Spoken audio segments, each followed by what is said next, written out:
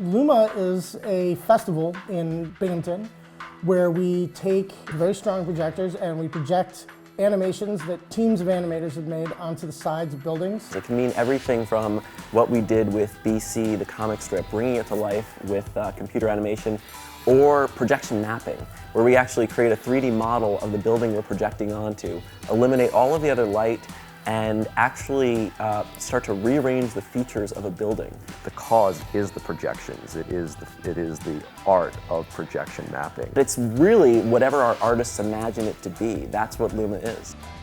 Binghamton is often seen as a place that you couldn't find high-end 3D animators or people that are running extremely high-end projectors. But this is the type of place where that type of stuff can happen. This is the type of place where the new creatives, the next generation, start to migrate to. We didn't want it to be commercially commissioned works. We wanted to go to artists locally, all over the country, all over the world, and say, here's your canvas. This is your building. What do you want to do? And pay them for it. It's being promoted not as a commercial venture so much as a fine art venture that's celebrating projections as a fine arts festival, much like a film festival would be done. We really want the artists to be able to express themselves however they want to. They are able to really do what brought them into animation and design in the first place. We really are giving them an outlet for that. The community really came together overall as a giant unit. I mean, everybody worked together hand in hand and made it happen in ways that we didn't think really would be possible. We have a great relationship with our title sponsor, Visions Federal Credit Union. And every step of the way they said, whatever's going to make this a bigger, better event, whatever's going to make this a cooler event, whatever's going to take this event to the next level. And we're very lucky that we're working with people that have that mentality.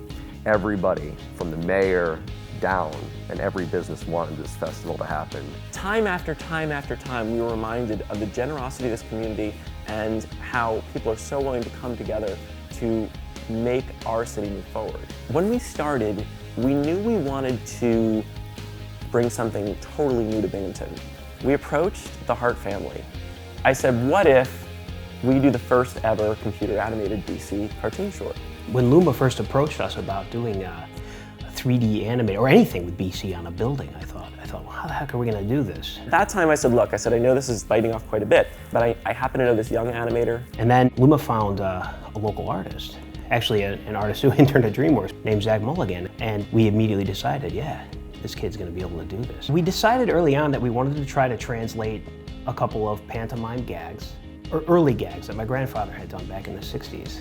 We found a few gags, and Zach took them home and created a set, created characters, rigged them, and was able to pull off some really nice animatics that we went back and edited for the final. There is, in Binghamton, a company called Favorite Color. And they do animations for HBO, for Adidas, Showtime, and I approached them, and they were just inspired by the idea. They were inspired by what's going on in downtown Binghamton and the growth and the new restaurant scene and the life and the First Friday art scene. They just loved that their artists could do whatever inspired them. They did sort of the truest form of projection mapping for the night.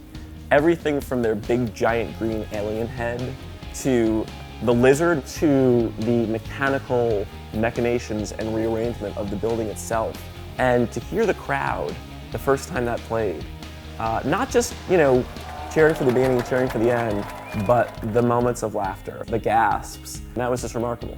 One of my partners in this venture, Nick, he loves sort of 60s retro sci-fi horror. And I love that this is his passion, right? And this has all been about artists following passions. What I got to do was something really fun with Novel Studios, where we took a tiny model of a tin toy robot and we blew him up to the side of the Forum downtown. We had him flying around and doing battle with other toy robots. What they came up with was it was something I never would have imagined, and that's one of the things that was so fun about this process.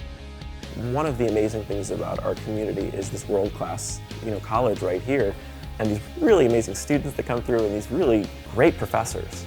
We worked with a graphic design professor, Lajo, who was doing an art show in the community and thought it would be such a cool way to extend the concept of his art show. He also said, hey, I know these guys in Serbia, this serious company that's done projection mapping in Dubai. And he reached out to them and said, would you be willing to work on this? And they said yes. And the projection mapping work that came out of that, it was really imaginative. It was really interesting. It was always a goal to get as many artists as possible involved. So one of the things we came up with was to do a community-sourced art gallery. We worked to design this concept, and a local nonprofit called the Memory Maker Project, who actually solicited and selected dozens of pieces of still art to appear, and was essentially an X-ray gallery looking to the side of Anthony Brunelli Fine Arts, and that's where it was projected. So it was a neat concept, and it also meant that rather than just 6 artists seeing their work on big buildings, we ended up with dozens of artists seeing their work on big buildings.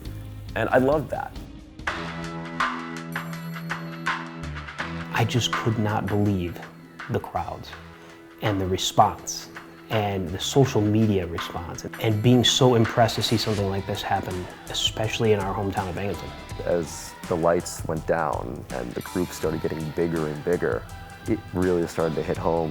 This was bigger than anything I could have ever have conceived. When the pictures of the actual event came out, everybody was just blown away. Seeing the size of the crowd and the giant animations and the stories and all the papers, it really turned people around about what they thought about Binghamton. I think the most exciting part is the things that I can't say because we haven't even thought of them just yet.